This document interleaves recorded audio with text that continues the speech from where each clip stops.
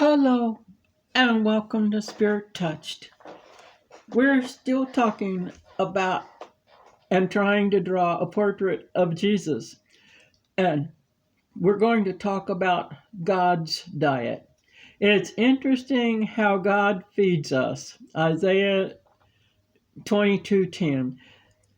We have talked about how he does it line by line, precept by precept. Why? Because he knows we can only absorb things spoon by spoon, not plate by plate.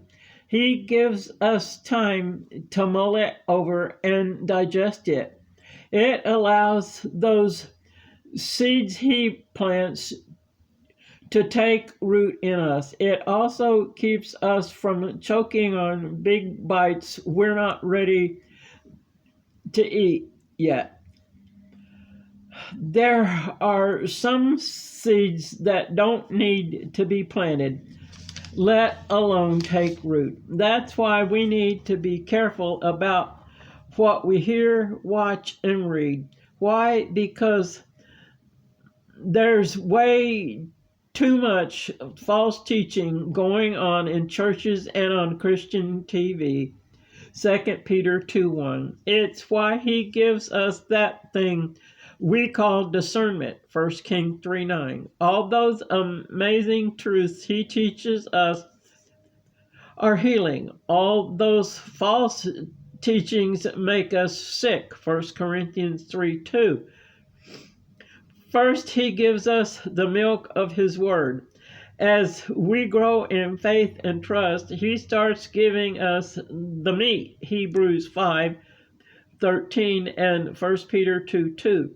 As we chew on it, it gets written on that tablet of our hearts. The more we read it and study it, the deeper it grows, taking root in our souls.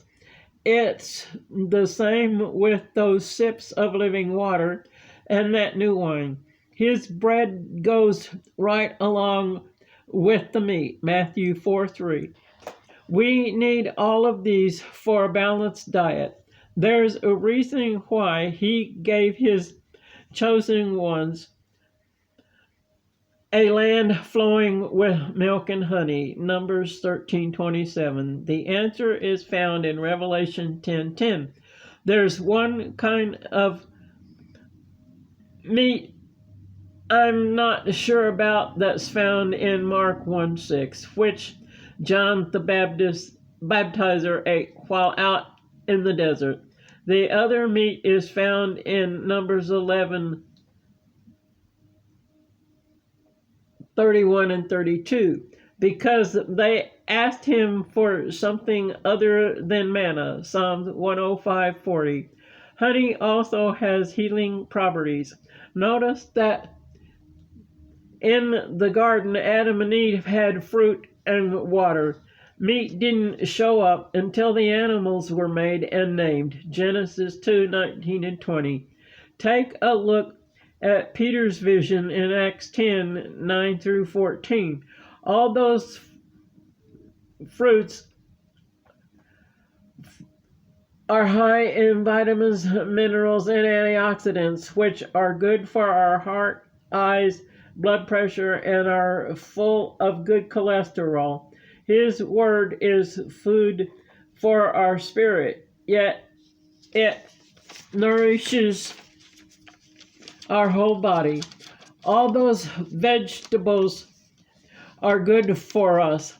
However, there are some that don't taste very good. That's what herbs are for, and they also make good foods taste even better.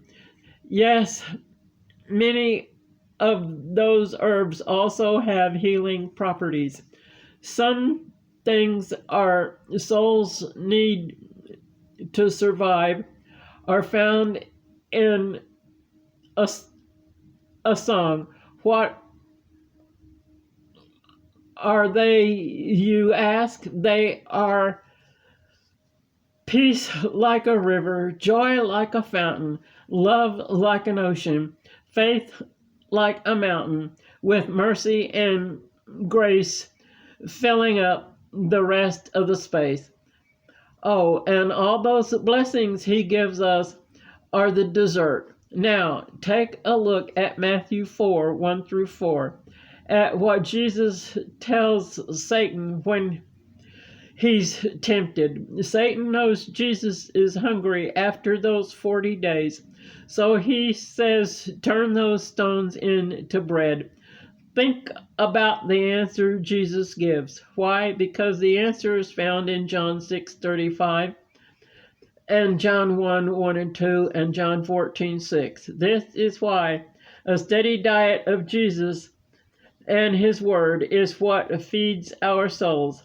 Yes, we need that soul food. It's like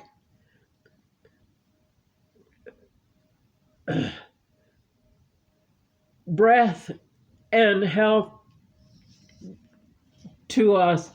Without His soul food, we can't survive as Christians.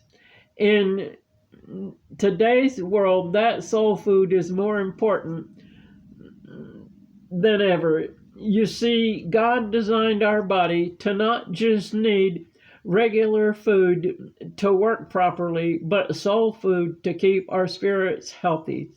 We talked about our war room. It's also our dining room. That's why you should have a Bible in there so you can feast on the Word of God daily.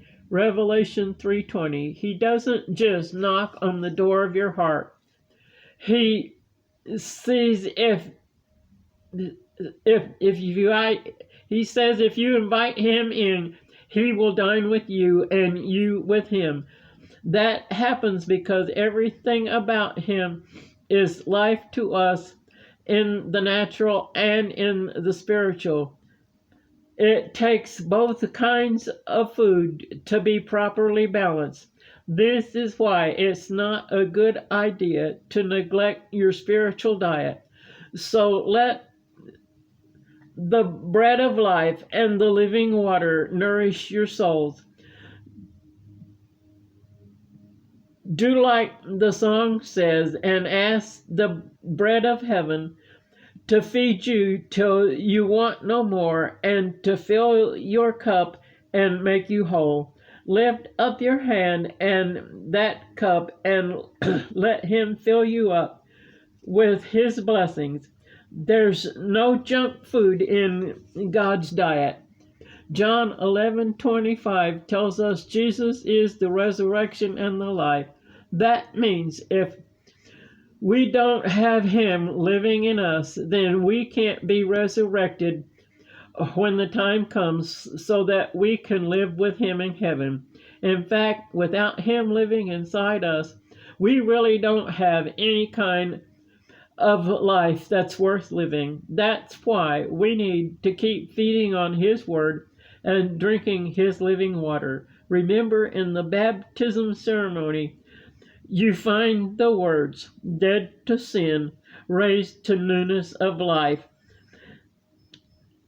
Him living in us and our baptism is how we get that resurrection life. Feeding on his word is how we maintain it. One last thought for all you dieters out there. Check out Proverbs 18:20. Taking good advice can be better than a good meal. You may send your prayer request to He Answers TWO@gmail.com. And remember to stay on God's diet. It's health and life.